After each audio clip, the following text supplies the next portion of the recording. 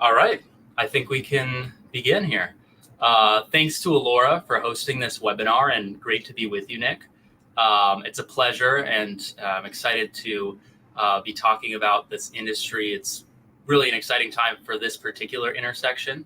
Speaking of which, we'll be talking about the decentralized AI theme today, and also give a high-level overview of what you are building at Allora. Before we start out, Nick, if you could introduce yourself, your background, where you're from, educational focus, career path, what's brought you to Allora today, and then I will do so as well. Yeah, of course. Yeah, it's great to chat today. I think it's going to be fun digging into a bunch of this stuff. But yeah, my name is Nick. I'm the co-founder and CEO of Allora Labs, and we're building this decentralized collective intelligence network, kind of building on sort of leveraging core decentralized kind of technologies to bring together AI and to help in the sort of kind of improvement and innovation in the AI sector more broadly. And I guess my background is I guess like game theory is where I would focus a lot of like my initial background. Previous to this company, I was leading blockchain development at John Hancock and Manulife, obviously a large asset manager insurance company. We were doing a bunch of work around decentralized insurance and how to leverage decentralized networks to more efficiently hedge against and pool different kind of categories of more exotic or long tail risks. And before that, I've kind of been in the blockchain space for, I guess, the past 10 years at this point, since like 2014-ish. So yeah, that's a little bit of my background and kind of who I am. Awesome. Background for me, my name is Ogden Moore. I'm an associate on the product and research team here at Grayscale. I started out my career in consumer VC investing, where I was a part of a couple of deals in consumer crypto companies. And it was there that I really kind of fell down the crypto rabbit hole and knew that I had to go full-time into this space, which led me to Grayscale. At Grayscale, we've been writing about the crypto and AI theme for just over a year now.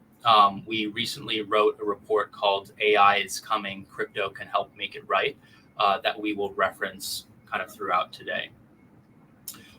So just as a preview for everyone, the structure of this Q&A talk will first start with the AI industry and decentralized AI broadly, and then we'll be able to get into the story of Allora. So we'll start off with the AI and decentralized AI theme.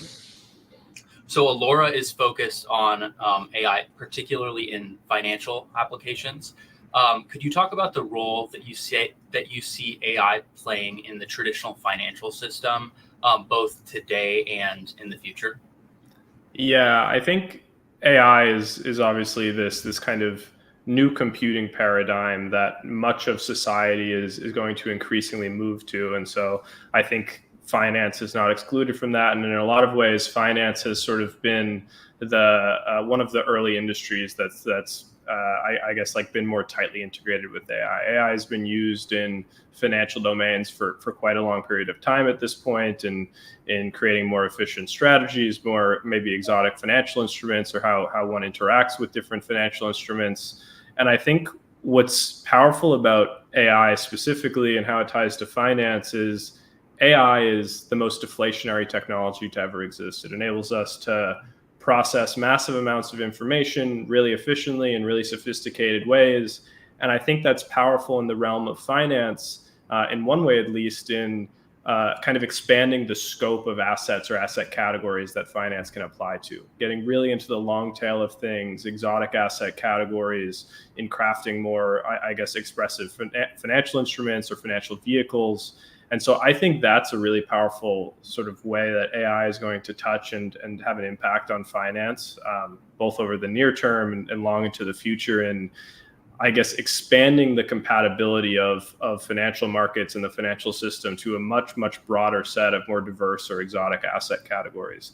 I think it'll obviously continue to have immense impacts on how one interacts with the traditional financial system and the types of strategies or products one can create. But I think in particular, in the most net new innovation or impact it's going to have is in this sort of rapid and large expansion into the long tail of kind of financial assets. Awesome. So I think it might be worth taking a step back and kind of defining terms for those that are joining that might be new to crypto. We have a lot of jargon in this industry. Could you explain to our listeners the difference between centralized AI and within that bucket, open source AI and closed source AI, and then also decentralized AI?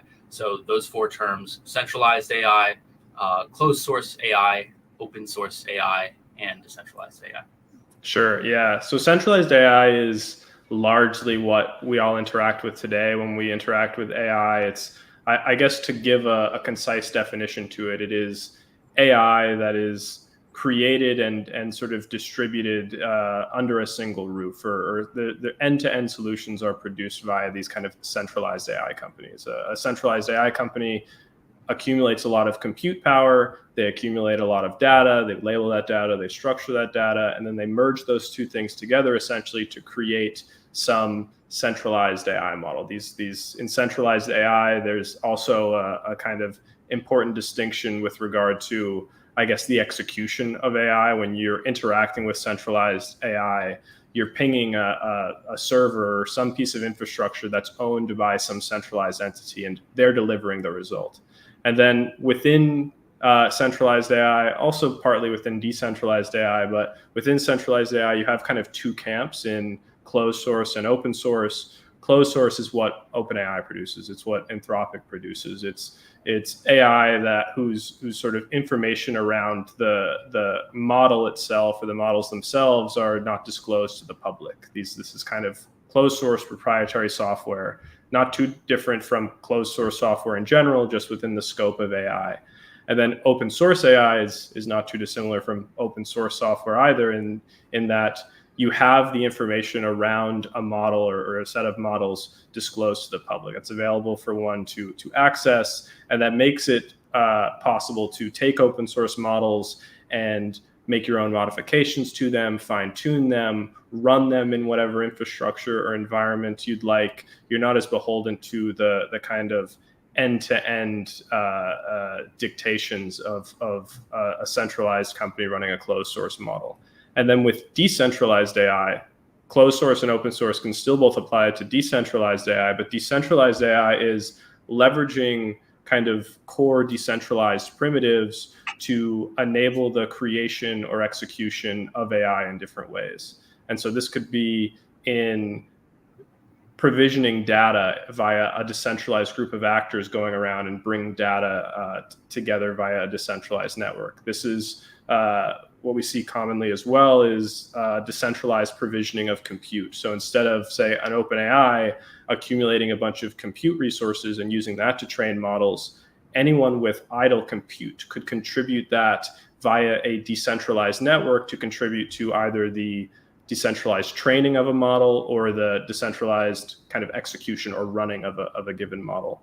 And decentralized AI has many different layers to it. And the real distinction is in the creation of these core functions or layers of AI via decentralized means versus kind of the central planning or centralized approach that centralized AI is obviously kind of built around. Totally makes sense. I think that's a great explanation. Following up on that, we saw with OpenAI yesterday that it's turning from a nonprofit entity to a for-profit entity. We at Grayscale have talked about kind of concentrated ownership over important AI systems being a key risk. I'm curious what you would say are the kind of key shortcomings of the centralized AI industry today, and what you think decentralized AI can do to help address these shortcomings. I think there's a lot of aspects to this, but I think more than anything, when you construct anything via a kind of centralized entity or something is produced via kind of like a centralized form factor, you're unable to like as optimally or as efficiently tap into the broader market of kind of active participants to improve upon said resource or product. and therefore become vulnerable to potentially more efficient market environments emerging to compete with you. And so I think what we have in centralized AI today is obviously these massive monoliths that have been able to accumulate the most compute and the most data, these kind of raw resources, if you will, for AI, and produce really performant models. But the issue is now there are all of these kind of confounding factors to their success, and that different sets of these monoliths have achieved better distribution. They've achieved better product market fit across different sectors. They are sort of intrinsically less motivated to create the most optimal output because they've succeeded on maybe some of these other kind of confounding or tangentially related factors. And so I think that's a big piece of the problem that we run into with centralized AI today. I think this becomes exacerbated in the future as well, in that I don't think the future is one where a single dominant model is best across every domain and every context in which it operates in. And sort of fundamental to the structure of centralized AI, it becomes very difficult for these entities to become nimble enough to address a kind of growing and increasingly diverse set of concerns as well. And then on the decentralized AI side of things, what you can do with decentralized networks is essentially codify different market environments for the more optimal coordination of different participants. And so now you can theoretically aggregate compute in a more efficient way. You can theoretically tap into the sort of global talent pool of ML engineers and data scientists to contribute to these kind of shared sources of decentralized AI. You subvert a lot of the kind of benefits that central planning or firms have sort of brought to the world historically by tapping into these sort of I guess like autonomous competitive market environments. And so I don't know if that like answers the question like purely, but that's kind of my perspective. Yeah, that totally makes sense. I think going off of that, I think a question that sometimes comes up is like, AI is centralizing. Peter Thiel's talked about this. So these incumbent AI companies have like a huge advantage in terms of network effects, in terms of capital. How can blockchain technology enable developers to compete and potentially thrive in an environment where there are these really kind of powerful incumbents? I think it's about like taking a kind of market environment and making it tightly scoped and hyper efficient around that tighter scope. I think today, for example, if I want to like capture value from some ML model I make or from some innovation I've made in AI without decentralized networks, I have to follow this really long indirect path from useful insight or innovation to value capture. I have to stand up a product. I have to build out business functions. I have to achieve distribution, product market fit, all of these things. Those are the real barriers to entry in decentralized counterparts competing with kind of growing centralized incumbents. When you leverage decentralized networks, now you can create these kind of short paths from resource provisioning or resource creation to value capture. I think a decent analogy here is Bitcoin, frankly, in that what Bitcoin did is create a hyper efficient market for energy. Prior to Bitcoin, if you had some access to excess energy or power, you would have to follow all these indirect paths to capture value from it. You sell it to some external company, maybe you start an energy company, sell it to the grid, whatever it may be. But with Bitcoin, now there is this kind of optimally short path from having access to excess energy to capturing value from it. Just start mining Bitcoin. And so you can design these decentralized networks to start to subvert the moat that is formed around centralized entities in AI, in compute, in data, in sort of intelligence or model merging. You can start to compete by creating more efficient open market environments, essentially. I think that's how you start to dethrone or create a more level playing field between centralized incumbents in AI and the much broader decentralized network or open market of people who could contribute to AI. Yeah, internally we've talked about economic incentives allowing for better coordination, but I really like that description of kind of shortcoming, making the path shorter to distribution. I think that's really interesting. I do want to address, though, the plethora of skeptics currently of this particular intersection. There are a lot of people in crypto who are skeptical about the AI narrative. It's just latching onto a narrative with a lot of mind share, and that it's not going to necessarily result in anything beyond speculation. It's certainly early in this intersection, but I'm curious how you would respond to those claims. Of course, there's a narrative. I think there's a narrative. There's speculation. There's excitement around any, I guess, like widely talked about category or some kind of nascent form of technology. I think it really does come down to this fundamental point, though, that decentralized networks afford us the ability to create more efficient coordination mechanisms across a much larger population of diverse skill sets and tap into a much larger talent pool. And it starts to compete with the efficiency of doing that firms have sort of held monopoly over for decades or for as long as they've been around. And so I think that's the response, in that leveraging decentralized networks has a fundamental sort of benefit to AI, and that I now have access to a kind of massive market of participants to contribute to the continuous progression of AI in novel and like more efficient or optimal ways than a centralized entity might. So I think from that perspective, it goes beyond just narrative and hype to having really tangible kind of like benefits from a productivity or an economic standpoint. Yeah. Given that it is early, I'm curious if there are any encouraging signs of progress for you that you'd like to mention kind of throughout this intersection, throughout this space, just as kind of like early signs of adoption or progress.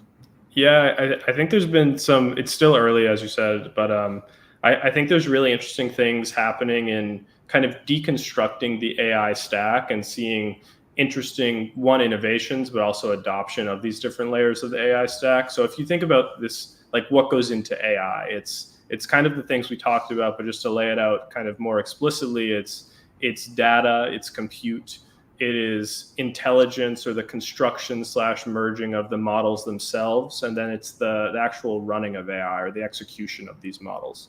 And what we're starting to see emerge is different decentralized technologies start to kind of build homes in different layers of the stack and build kind of efficient coordination mechanisms and sort of participant pools in each of these layers of the stack. We've seen some really interesting networks start to emerge in this compute layer, where people are not only supplying NVIDIA GPUs to support the training and execution of different models, but through a decentralized network, we're also seeing people tap into this much larger set of edge devices and the kind of compute power that exists there, which would be much more difficult or I guess less viable to harness via a centralized form factor. And there's some really interesting things happening there that I think are picking up in rapid adoption or picking up adoption.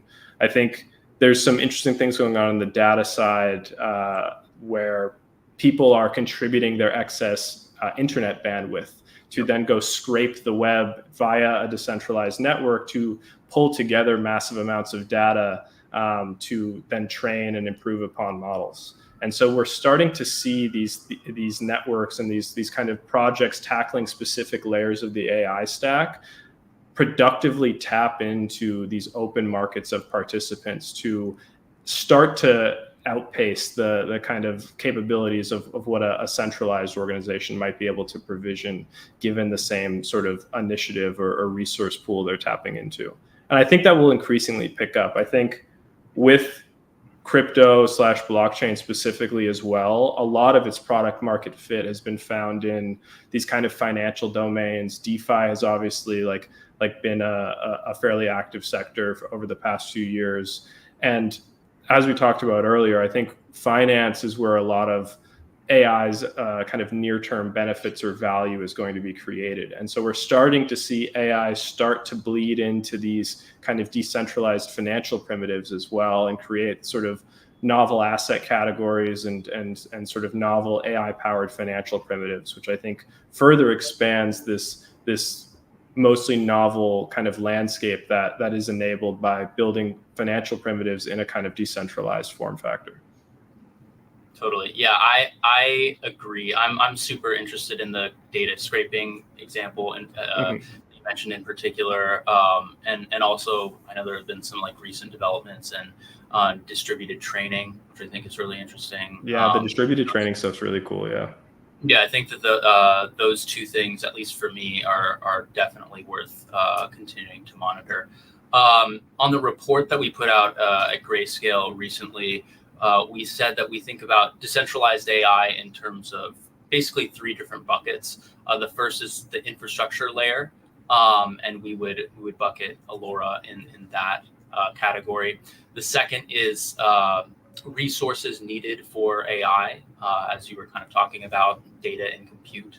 And the third for us is kind of AI adjacent. So protocols that are solving for AI related problems, whether that's deep fakes or data provenance. That's kind of our mental model for the space right now, our map. I'm not sure if you have another mental model, if you agree with that. That would be, if you want to kind of provide your own mental model for this space, that would be helpful for some of our listeners. No, I think my mental model largely tracks with yours. I think I've defined some categories like slightly at slightly different kind of layers of abstraction. But the way I'd lay it out is within this the kind of resources that contribute to AI, compute and data are obviously those two kind of raw resources that contribute to AI. And I think when you think about decentralized AI, we'll see kind of distinct coordination mechanisms and networks emerge to kind of efficiently provision both of those things. I think data is a slightly more multifaceted category in itself, and that involves data provisioning, like data scraping, et cetera, also data labeling, all of those things. And then within the infrastructure category, that's where I would kind of categorize this kind of intelligence layer, which is where I think like Allora sits, the execution layer in building the kind of execution rails by which AI models can be executed in a decentralized environment. And then I would kind of categorize the AI adjacent as like a slightly broader application layer. And I think it's maybe that's not the perfect line to draw between the AI adjacent category that you mentioned, but I do think that on top of those four core categories in data, compute, intelligence, and execution, the sort of application layer begins to emerge. And I think the sort of de facto application of those four layers, or what gets built on top of those four layers, is largely in this kind of like agentic or AI agent paradigm. I think AI agents are sort of the applications of the future, or in a like AI-centric kind of environment. And we'll start to see agents take over a lot of these, I guess, different mediums we've seen applications take form of it over like up until now, essentially. Yeah, could you just real quick, I want to, after this, shift focus to Allora, but I would be curious for our audience if you could really quickly define like what an AI agent is, and maybe if there's an example that comes to mind, that would be helpful. Sure. Yeah, I think a concise way to define an AI agent is essentially some form of AI or some instantiation of AI that can not only execute some like core AI operation from an underlying model or set of models, but be able to also discern a kind of set of actions and execute on those set of actions that are sensible. And so it takes AI and adds a sort of, I guess, chain of thought to AI, and making them seemingly more like autonomous, self-sufficient actors, as one would think of kind of like a autonomous, self-sufficient actor in any kind of setting. I don't know if that's a good enough definition, but that's how I would probably define it. That's awesome. So as I said, I want to shift focus to now that we have the context of the broader industry, what's going on in AI, decentralized AI. I'm going to shift focus to Allora.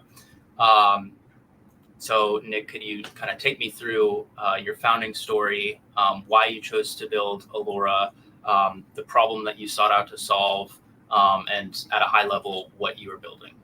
Sure. Yeah. So I guess quickly, just starting from the founding story, when we started building this company, we were really focused on solving or exploring this like fairly new domain space around subjective consensus mechanisms and building coordination mechanisms essentially to incentivize different actors to come to consensus on the answers to subjective questions. This is like a bit different from consensus in a blockchain sense, and it's operating in a much more fluid or ambiguous space. And so how do we incentivize different actors to answer subjective questions around taste, preferences, opinions about different things, the value of assets in different long tail categories, whatever it may be? And so as we were doing that research, we were trying to think through how to then leverage this kind of subjective consensus mechanism we had designed to enable more efficient financial instruments to be built, how to expand the scope of applicability for different assets to be included in sort of the financial realm through these mechanisms. And one thing with long tail assets, obviously, is that they are generally lower velocity. They exist in less efficient market environments. And so tapping into a sort of additional source of price discovery becomes a useful source of creating more efficiency in these long tail categories.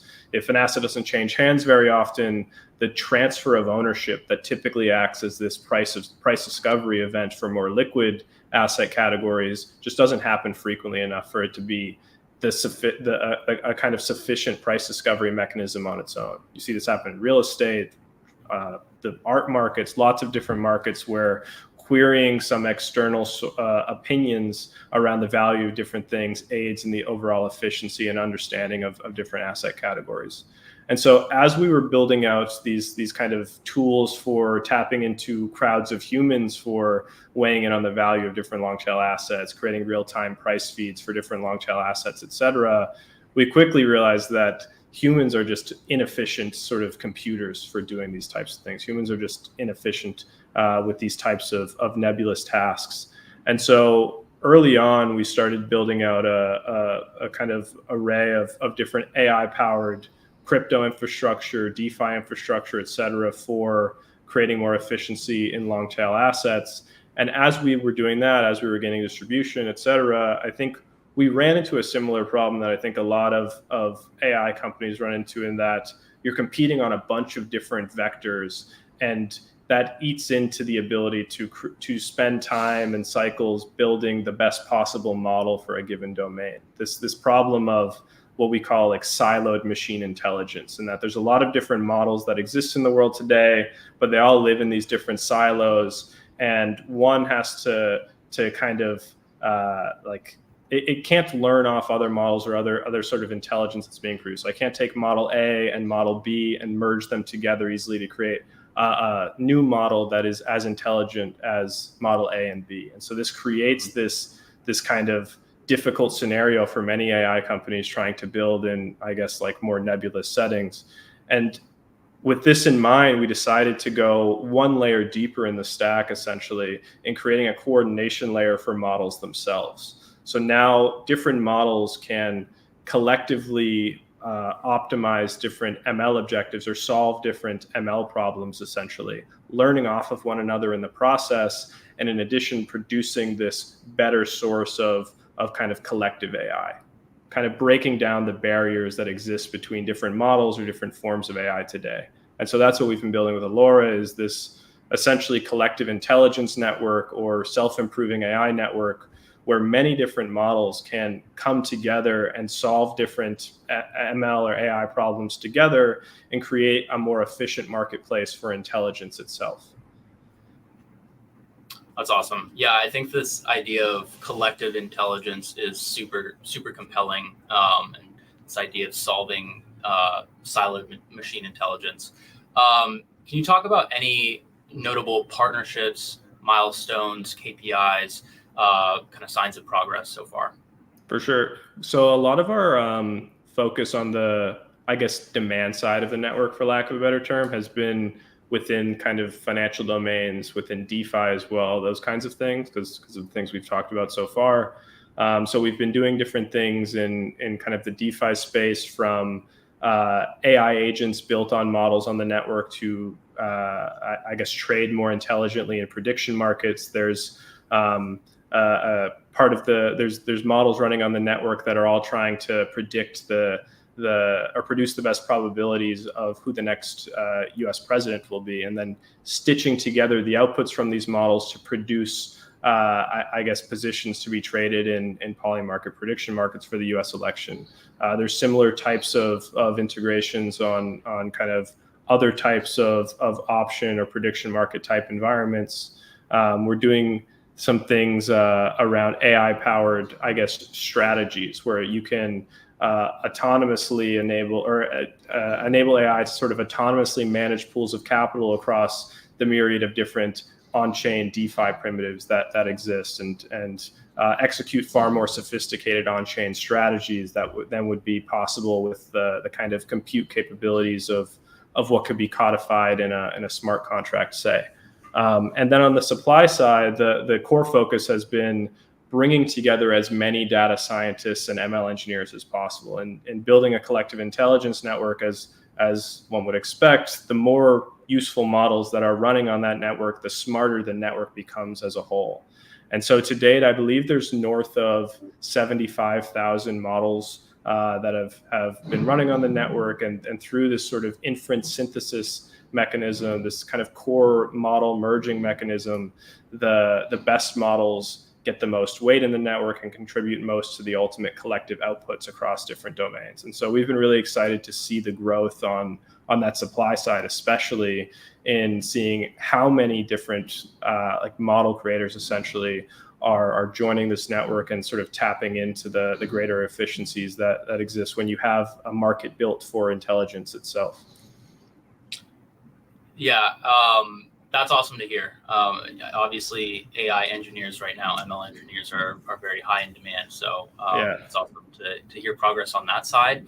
But I do kind of want to dig in on the other side of things, because I thought that was a really interesting example that you gave about guessing the next president on a prediction market. We've talked about prediction markets here at Grayscale. There's been a lot of progress on poly market that I think a lot of people are aware of. I'm wondering if you can make this a little bit more tangible to our audience in terms of how they're interacting with Allora specifically from an end user perspective, if they're trying to use this kind of automated strategy on a poly market or prediction market to try and guess the next president, for example. Sure. Yeah. So I guess end to end, how it works is on Allora, you can define these different ML problems, and those ML problems become the problems that different models running on the network are attempting to produce the best output for. In this case, they're trying to predict who what the most accurate probability of which a candidate is going to be elected for the U.S. election. So there's a number of different models using a number of different methodologies trying to produce these probabilities constantly at a kind of defined cadence. I believe it's once every 24 hours right now, but that's kind of besides the point. And then how that's being kind of leveraged is via an application that's built on top of Allora called RoboNet, that is essentially a AI agent platform for DeFi, where different external users can come and deposit capital into this agent on chain. And this agent is taking these collective AI outputs from Allora constantly and using that to actively make trades on the poly market US election markets. If these models are all reaching consensus and saying one candidate has this likelihood of being elected, and they're currently priced at this on poly market, and there's some profitable trade to be made, they're actively managing their positions in that market to try to, I guess, maximize the profit per the strategy in sort of an informed way from those sort of collective outputs. And AI agents fitting into prediction markets in this way, I think, is one of the most exciting as well as sensible integrations of AI into finance. I think prediction markets are obviously these hyper-specific markets built around specific events. They allow us to leverage the market mechanism to reveal a sort of collective belief around more focused events or domains. And the problem with prediction markets historically has been like the more specific you get in the market, the smaller that market intrinsically is. And that means that the value that can be earned from participating in that market very rarely eclipses the overhead that goes into developing those insights and to actively making trades in those markets. But AI agents being so deflationary finally give us an opportunity to create a new type of market participant who can develop these insights, actively participate in these markets with far less overhead, far lower expenses, which requires the markets that they're participating in to have I guess like a far lower floor in terms of their minimum viable size. And so I think prediction markets are really exciting, and they obviously attract a lot of attention every 4 years during the election cycles. But as AI gets more, I guess, tightly integrated into prediction markets as the participants, we'll start to see prediction markets apply to a far wider array of things that don't garner the kind of attention or volume numbers that the U.S. election markets kind of exclusively yield right now. So I think it's exciting. Yeah, it totally makes sense, and totally agree that it's exciting. I guess shifting gears, looking ahead, what would you say are the kind of largest challenges that Allora faces as it's growing, and what are the things that people in our audience should look forward to in terms of your roadmap? Sure. Yeah, I think as far as challenges, this is just like a fundamentally difficult problem. I think developing coordination mechanisms for something like model merging, or for the sort of like provisioning of intelligence in this kind of like self-improving way is difficult, because intelligence is this like heterogeneous resource. It can't be swapped out for one another. It's a thing that has to be sort of carefully stitched together, or at least deliberately stitched together. Incentives are then complex to build around these things. And so I think applying the kind of coordination mechanisms that we've built into Allora today is going to be a process of sort of constant iteration and improvement. I think the state of the network today works quite well in supervised settings of AI, where it's really clear how to define sort of the ML problem different models or different AIs are trying to solve. As you try to accommodate like unsupervised settings of problems, where that sort of objective function or that ML problem is a bit more ambiguous, I think that's going to be the next, I guess, big hurdle in sort of codifying the incentive mechanisms or coordination mechanisms for Allora. And so that's what I would say is the big challenge, is just constantly iterating on the kind of coordination mechanism design itself to apply to the full breadth of different AI settings and AI problems that exist. And then, totally. Second one was just in terms of your growth, kind of long-term goals, whether there is anything on your roadmap that the audience should be aware of looking forward. Yeah, so the network's in its kind of final phase of testnet right now, which means that it's still in this kind of like beta phase, I guess. But quite shortly, things will be moving to mainnet, this kind of like production ready state. So I'd say in the really near term, that's sort of the most notable upcoming milestone. And I think our initial focus, as I said, being DeFi, is meant to sort of bring AI where AI makes the most sense or is most applicable in the immediate term. But I think as AI becomes more ready for prime time across a wider array of domains, like a more diverse set of verticals, then expanding to those verticals is going to be a really core focus of ours as well. And I think the ultimate goal of Allora is to create this kind of abstraction layer for intelligence itself. Today, intelligence is broken up into these silos, and that rears its head as consumers as well, in that when either of us want to interact with AI, we're constantly doing this calculus and reevaluation of, is this model the best of the day? Is this model the best for my given use case or my desire? And that eats into the efficiency in which one can interact with AI. And in creating this sort of intelligence marketplace, you're creating an abstraction layer for AI. So all you as a consumer has to do is specify what you care about in terms of the quality of result, and then let this fluid, ever-changing set of market participants who are being coordinated via this decentralized system to produce the best possible result. And so over the long term, that is sort of the overall goal of Allora, is to be this de facto abstraction layer for intelligence. Gotcha. That totally makes sense. And I like the go-to-market strategy of starting with a use case that you know will be immediately relevant to DeFi and finance, and then it sounds like diversifying into other markets, broadening out from there. Last question. I guess looking in the immediate future, which you touched upon very briefly, is there anything in all of decentralized AI, or it might be Allora itself, that you're most excited for in the very near term? Yeah, I think obviously I'm very excited about Allora. It's what I spend all my time doing.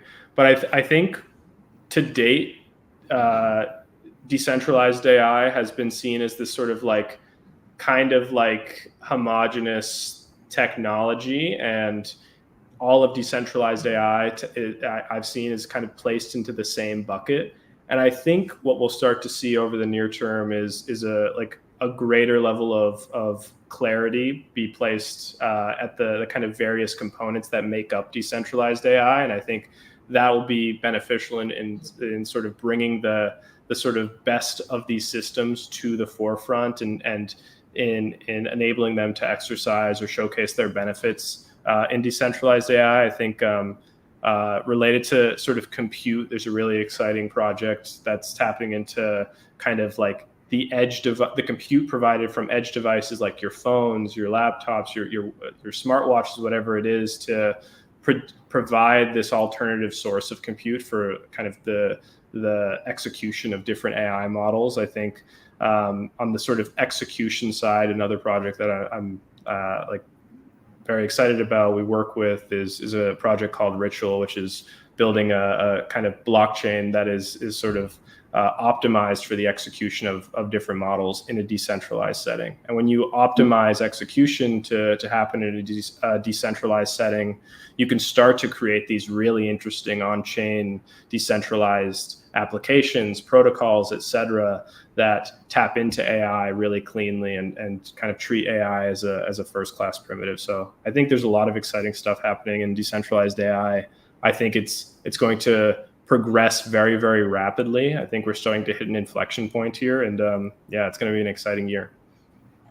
Totally agreed. I think that Ritual example kind of speaks to the point that one of the things that I think is interesting in decentralized AI is you see a lot of these protocols working with each other rather than just against each other, and I think that's we'll see how that dynamic plays out, but I think a positive one. So anyways, thank you so much for your time, Nick, and our audience for tuning in. It's been super interesting conversation. Looking forward, I think that AI is going to continue to dominate mindshare. Again, recent news with OpenAI seems like headlines like this are coming out all the time, and every time it comes out, it kind of points to the need for decentralized AI. And I think that dynamic will continue. So I look forward to kind of continuing the dialogue and seeing how the landscape continues to evolve. Yeah, likewise. It's going to be exciting. It was great chatting. Awesome. Thanks so much for tuning in, everyone.